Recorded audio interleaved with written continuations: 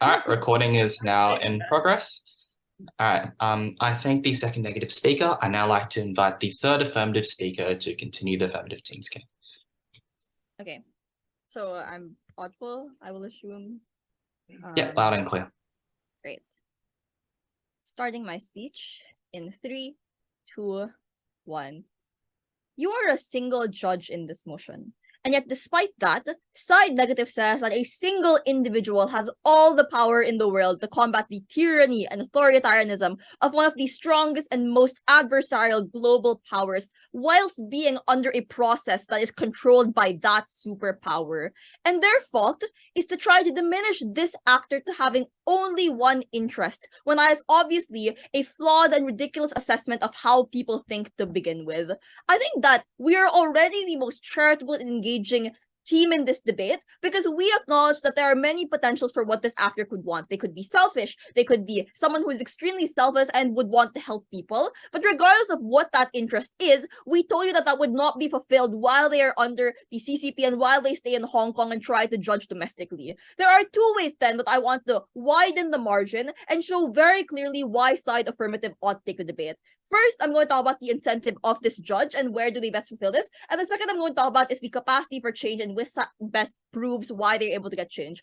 First, let's talk about the incentives of these judges, of this judge. Because broadly, side affirmative says two things to prove why judges should stay. The first is these judges wanted to do this. The second is these judges have already catered and formed their lives to cater around to this judicial system, right? I think that you cannot claim that these reasons can take down the plethora of sophisticated arguments that we already get from David and Kinton that prove to you why these are things that can change. And while even if these things are true, these are things that don't have to be fulfilled while they are in Hong Kong, right? I don't think it's true that like just because these judges have catered, like even if it's true that these judges have catered, it's so drastically different for you to transfer this information to other places. We talk to you about how these are applicable, right? If you want to enter into consulting, you can help businesses who want to, for example, enter into the Chinese and Hong Kong market because you have such a good understanding of these types of things. Or just being able to help with just general information on jurisprudence that are transferable. It's ridiculous for them to try to assert this from the very beginning. But more importantly, they say that the pinnacle interest of this actor is to help democracy,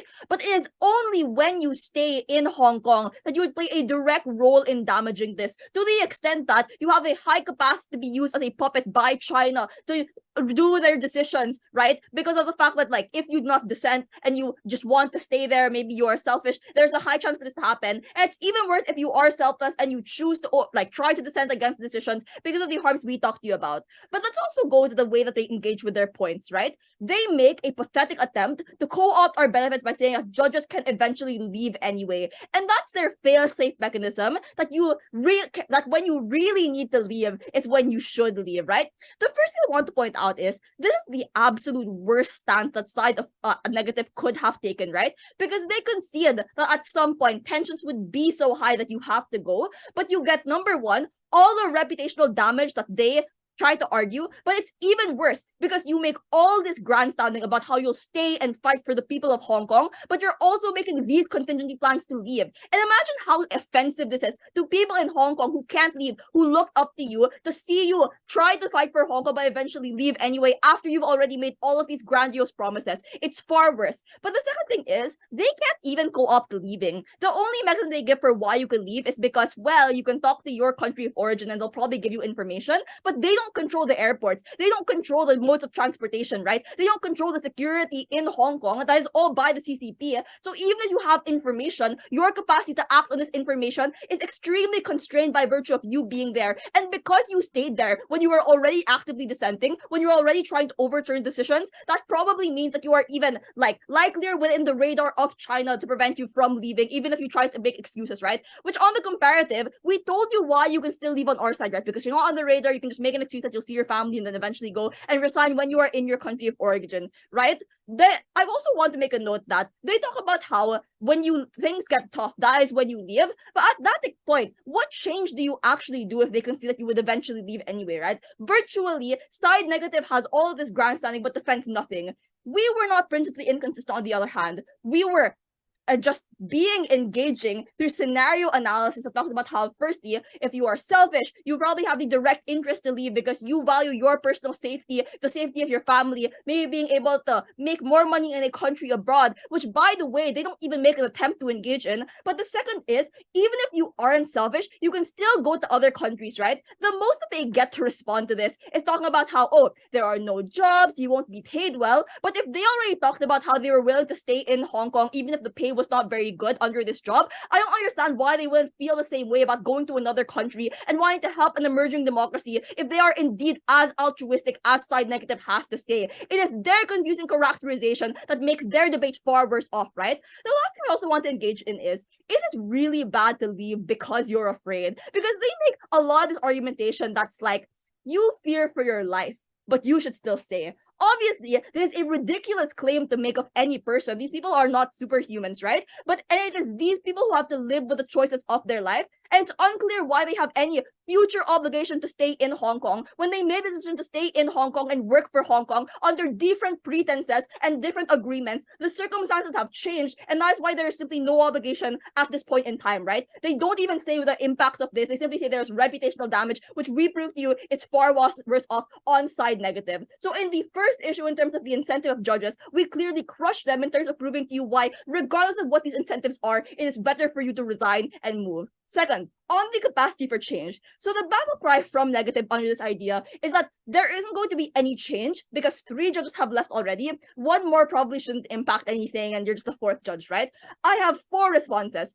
The first thing is, I think the claim itself is untrue.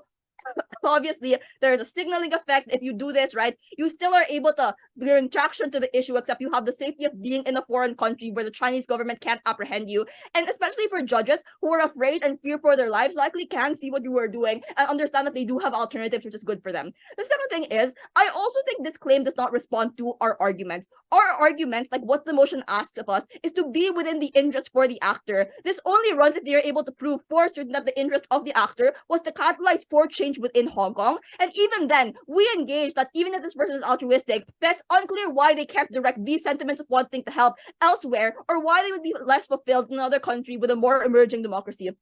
The third response I have here is I also want to point out how their mechanism doesn't actually work. So the mechanism they give is that if you stay, you can force the hand of the CCP because they have to work so hard to overturn your decision, but it's unclear why your decision is going to be within the majority anyway, insofar as you're not sure if you're within the majority of what other foreign judges think. We also talked to you about how the CCP has high incentive to also pump this court with a lot of their Chinese judges in order to get a majority. The most you would probably get is you sitting idly there, perhaps you you get a lot of the harms of backlash against the CCP, but at the same time, you get none of the benefits of forcing the hand of the CCP. You're just someone there tokenistically to prove that this democracy is a democracy, when in reality, it's probably not something there. And I think it even makes the work far more fulfilling when you understand that you're not actually doing anything by being here. The last thing is, and I think that this is why we really win the debate, is that we think that this is good in terms of that you leave because we want to preserve the future change you have, right? Even if maybe you're able to make an impact right now and that you're able to dissent the court rulings, the CCP can go to your house the next day, imprison you, target you, etc. But on our side, in comparison to if you leave, you still send a message and you preserve your future capacity and your future skills to be able to do change elsewhere and be able to make an impact, which I think is extremely important in terms of the scalability of what this judge is able to do. For all of these reasons and all these metrics, clearly the win is for side affirmative. Thanks.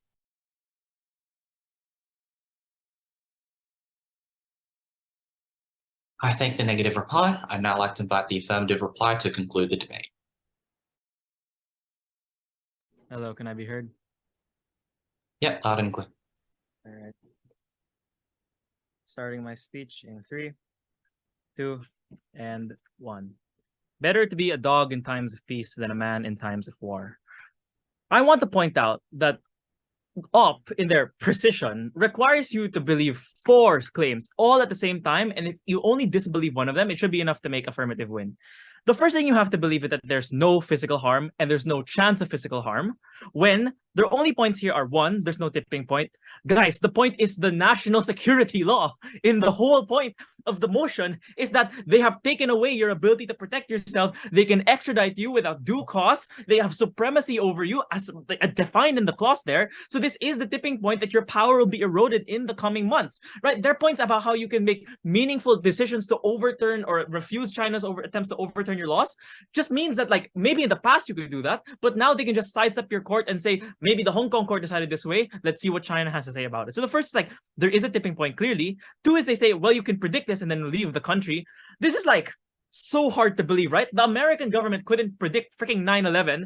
The American government sure as hell won't even be there in time. Even if they could tell you that China's going to shoot you tomorrow, they'd have to get the plane there. You'd have to be able to leave. And there's still a 30% chance. And beyond that, this still comes with all the massive reputational harms that they mentioned. They say it's not symmetric. For some reason, the reason we say it's symmetric is because it's actually worse on their side. Because not only are you claiming you're going to stay, you leave when it gets hard, you leave when you're most in the spotlight, and you don't have any control over the narrative because you're focused on leaving. Whereas on our side, you can arrange the reputational narrative so that it looks like you are resigning out of protest and you still care about democracy rather than you're fleeing for your life, which is what OP has to defend. There is a physical harm, and even if you don't care about your own life, you care about your children's life, you care about your spouse's life. And if you care about helping democracy, which is what they say, being alive to purport to protect it in the future is a prerequisite to that. So at this point, right, they're sort of just like dead on the physical harm stuff, and because they lose that, we already win the debate. But the second thing you have to believe for them to win is that you're not selfish. They say you self-select out of it. We say you don't self-select out of it. So there are competing claims here. So there's 50% of the debate where you are selfish, 50% of the debate where you aren't selfish. In the 50% where you're selfish, they don't have any constructive material, which just means, I guess, we're winning. All they do is attempt to mitigate the harms, which can at best minimize some of the benefits, but you're clearly outstanding in most other benefits, especially for all the economic analysis around Hong Kong that never gets responded to at all, the fact that you're forced to lose your lifestyle. And even if you don't care about money stuff, the economic stuff wasn't just about money. It was about sending your kid to a school and not being worried about them getting bullied. It's about sending your kid to school and not worried about them getting harassed by protesters or by the Chinese government, and moreover, allowing them to speak in a language that they can understand. So if you are selfish, we're clearly winning in half the debates, or 75% of the debates where OP doesn't engage with. But thirdly, let's say you are selfless. The third thing you have to believe is that it's better for democracy for you to stay rather than leave. They assert a lot of stuff. And here, the gravest assertion comes from the OP whip, where they say you can somehow pass a verdict to make a right to protest, which one just shows that the more extreme you'll be, the more in physical danger you'll be. But two, their analysis kills their own mutual exclusive change, because they say there's already a foreign majority.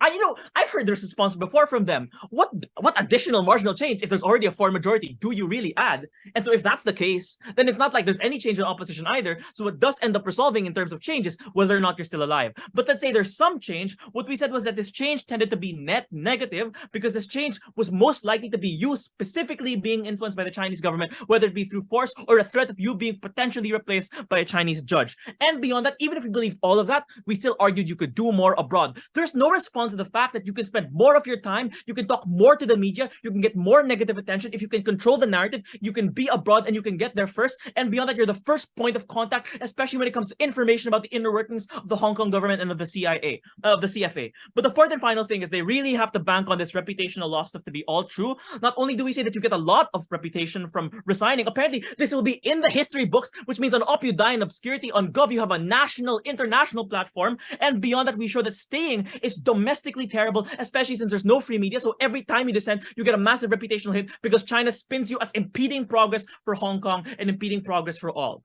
Better to be a dog than in times of peace than a man in times of war. It's just not worth it. Leave.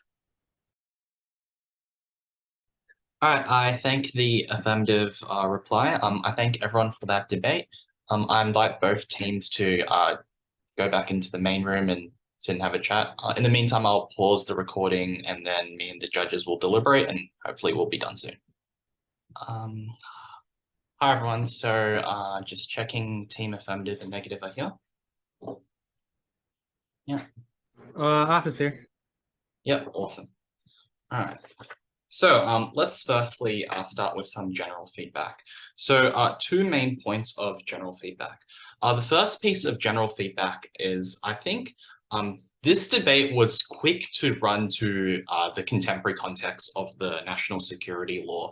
And obviously that's good because you're identifying, the most recent kind of circumstances on the ground. But I think what would have been useful in this debate is some analysis on the context of why these judges are there in the first place and what they actively contribute, right? Because by the end of the debate, I'm kind of led to believe by various characterizations that it could be the case that these judges have, very little influence in those courts. And it could be the case that these judges, don't really have their interests aligned with what that court is trying to achieve.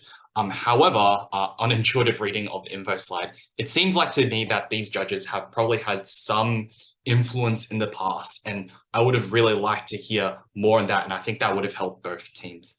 The second piece of general feedback is I do like the nuance that teams engage with in terms of dealing with, different forms of characterization, in that, this judge could be altruistic or they could be selfish. I would have preferred, however, that instead of segmenting these characterizations, that instead these characterizations were engaged in holistically. I think realistically, in the real world, people have a number of different interests. And while you can argue that some interests may be marginally more important than another, or perhaps you can prove that even if interest A is more important than interest B, because interest A is a wash or the benefit is very marginal, interest B prevails. I think the tendency to kind of like split these characterizations kind of made the debate a bit harder to judge, and it made the debate quite a bit more difficult to determine. So in terms of the decision, I've given the debate to the affirmative team on a relatively close margin. And I'll explain why I believe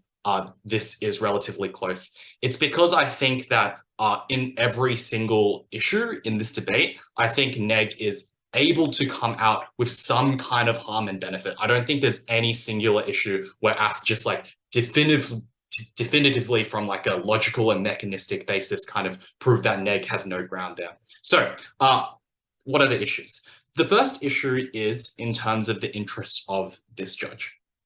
Affirmative essentially kind of give us an intuition that these judges probably care to some degree about their own interests. Neg respond to this by explaining that judges are more likely to be altruistic people for the reason that the kind of person who becomes or pursues the career of a judge is somebody who probably cares about things like that, like what their impact to the law, who has opted out of other career paths that would otherwise give them things that suit their selfish ends, like, becoming a corporate cuck or something like that, which means that the selection of people that are likely to be judges are unlikely to be extremely, extremely selfish.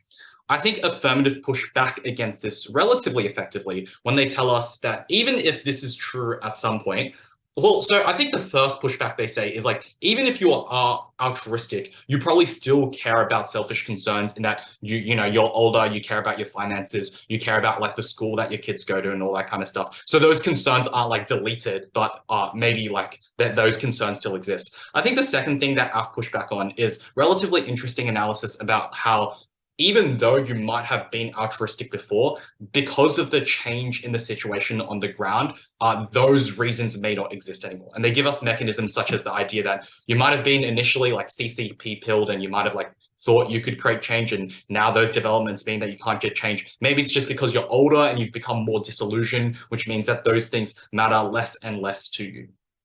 So at the end of this kind of issue, I am led to believe that yes, these judges are in signing up kind of to be judges on the CFA, and their kind of like nature is probably a relatively altruistic one. And it's unclear to me that their key interest is to kind of sell out and become like a consultant or something. But I do believe that AF sufficiently bring in self-interest as a competing issue, which means that by the end of this issue, I probably believe that both self-interest and altruism are important issues teams can win the debate on, provided how they, weigh those issues and, sorry, not weigh those issues, how deeply they kind of win the benefits on those issues. So let's talk about those issues. Firstly, in terms of self-interest, I think there are two kind of issues under self-interest. The first issue, and this is pushed by the affirmative team, is the idea of like, you can just get an economic benefit from being able to be a judge and all that kind of stuff. Sorry, being able to resign as a judge and all that kind of stuff. And they explain the context of Hong Kong's increasing lifestyle problems, lifestyle costs. They explain that, you can get money in other places, etc. I think Neg pushed back against this by explaining that, you probably already have money, and that it is very unclear that you can get a very good career outside of the CFA, and they give a number of reasons to suggest this. I think AF sufficiently pushed back against this by being like, because you are a high-profile judge with like a really big CV, you probably can find some kind of remuneration out there, which means that, yes, it is true that you might lose some money, but it's unclear that the economic kind of issue is particularly important. I think the more important issue that AF gets out with in terms of self-interest is the issue of safety. They explain a number of mechanisms why your safety will be detrimented. Firstly, that the CCP has a history of cracking down on people. Secondly, that the way that the national security law has affected jurisdiction and stuff means that there's increasing power to arbitrarily arrest or extradite you. And lastly, there's just like reasons of circumstantial risk. So even if the CCP is not getting you, your kids might get bullied in school, you might get targeted by protesters, all that kind of stuff.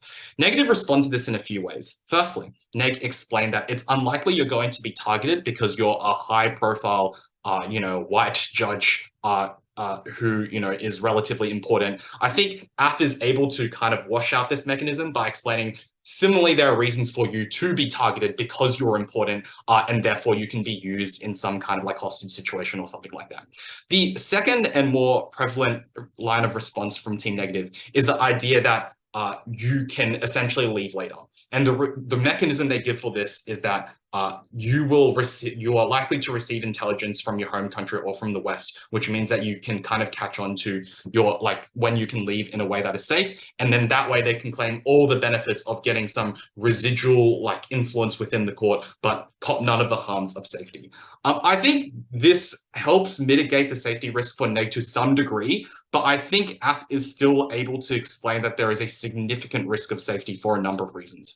Firstly, I think AF explains to us that at the point at which you stay within the court and you act in ways that are actively detrimenting and speaking out against the CCP, that's likely to proportionally increase the danger of you being there as you go on. I think secondly, they explain to us that if you leave later, firstly, you still would cop a lot of the reputational harm and maybe more of it because you've now sunk the cost of saying, the CCP's shit and I'm staying here to protest and all that kind of stuff. But the second thing they explain is like, even if you can get this intelligence, it's unclear that you can actually leave. And they explain that the circumstance of the ground is that the CCP is tightening controls on Hong Kong's. They're taking over power more and more, which means that structurally things like airports or immigration might make it hard for you to leave, which means that your access to be able to leave later and achieve the benefits of the negative are increasingly limited. And then lastly, I think Affirmative is able to win over this issue by explaining that there is a genuine fear of safety,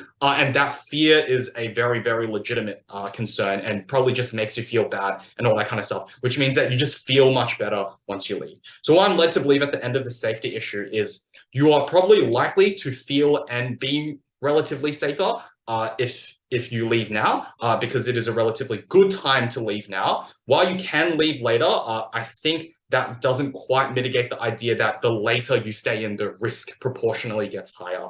And I think at the end here, AF also explains to us that safety is a significantly important issue because it's a prerequisite to like all the other benefits within the debate. So I think AF gets like a relatively big win on safety here. The next self-interest is the idea of reputation. I think this becomes a more prevalent issue down the bench of the negative. They essentially explain to us that your reputation will be destroyed because you're going to be seen as kind of like a scaredy cat, as someone who betrayed the people, bailed out. And my understanding, even though I don't think this is fleshed out well, is that throughout the debate, this reputation argument actually had a lot of nuances to it, right? So there's like reputation in terms of like your legal profession and how people respect you. There's also reputation in terms of like how the people in Hong Kong see you, like they feel betrayed and all that kind of stuff. And there's also like just general reputation. I think those are all relatively valid points. I think AF is able to push back against this reputation argument in a few ways. The first thing they do is they explain to us that the circumstances you're in make it so that it is relatively understandable for you to leave now. And they explain that, people know that the circumstances are bad, other judges have resigned and all that kind of stuff, which means that you're not literally going to be seen as an outcast. The second thing they say is that this is the best time to preserve your reputation because you can use the tipping point of the NSL and then leave in protest of that, as opposed to if you leave later when you don't have control over that reputation. Lastly, that your reputation will get worse because if you stay and you make promises to help the people and then later leave, that is far more of a betrayal than if you just left initially.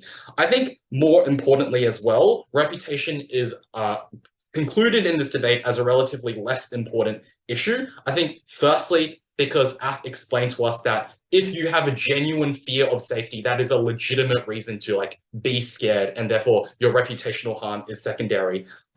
And I think the other reason why is because the actual benefits of reputation are firstly that, obviously you can get better jobs overseas if you have that reputation, which I think is already an unimportant issue. But secondly, the other benefit of reputation is probably just your legacy and what you believe you've changed. But I think that is also massively contingent on proving that you can get change in the counterfactual world where you stay. So let's move on to that final issue about whether you can get that change when you stay.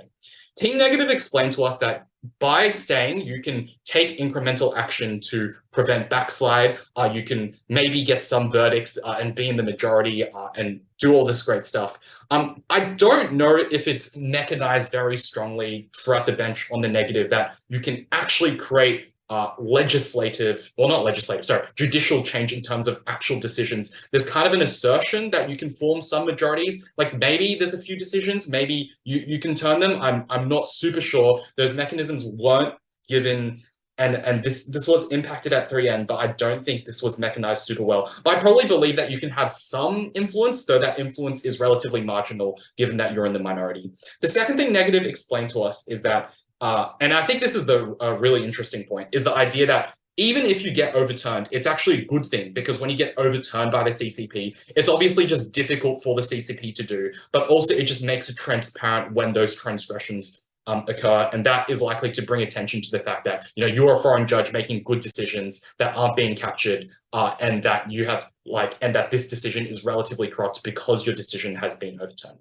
I've pushed back against this in two kind of ways. The first thing they do is that you might cause more harm than good because they explain that if you leave, you can send a signal that the court's kind of wrong, but if you stay, that you're feeding into the legitimacy of the CCP because either the CCP uses your influence as a person to make their court legitimate, or it is the case that when your decisions are overturned, they can say that there's actually been a debate so that this court is legitimate. I think this mechanism does do a sufficient job in offsetting Negative's mechanism about overturning your decision, making it seem transparent. But I think the other thing App is able to do is they explain that there is a set of options you can access when you're abroad, such as you can now talk to the media, you can protest, you can speak out and do all that kind of stuff, or you can work in the court of a foreign country. I think Neg pushes back and says that this is unlikely because these countries might not have that money and all that kind of stuff. I believe maybe you can't get a top job, but you can probably get some kind of work in which you can discharge some of your altruistic obligations. So at the end of this issue, I'm led to believe that yes, perhaps you can do a little bit of good while you stay on that court. However, some of that good will be co-opted into legitimizing the regime there. And also that if you leave, you can still do good by signaling, and also by doing more kind of protest kind of actions overseas. So on the way up of this issue, however, I think even though Neg is able to do some good, AF is able to discharge a sufficient amount of that altruistic intent through the kinds of alternatives that they talk about. And they give me a sufficient reason to doubt whether you can actually do good, which means that where you can do good, I think that's a relatively marginal benefit on the neg. Given that the two important issues in this debate I explained about doing good and also in terms of your safety, I was persuaded that safety was the more important issue, but also the issue in which AF was able to take out a higher margin in terms of the actual benefit that they get. And that's why I gave this debate to the affirmative team. I hope that all made sense. Sorry if that was a bit convoluted. I haven't had much sleep. feel free to come to me if you have any questions or you want any feedback. And I wish you the best of luck for the final round of the tournament. Thanks again for the round. Thank Thanks for the you. way as well. Thanks so much. We'll text you for feedback, David.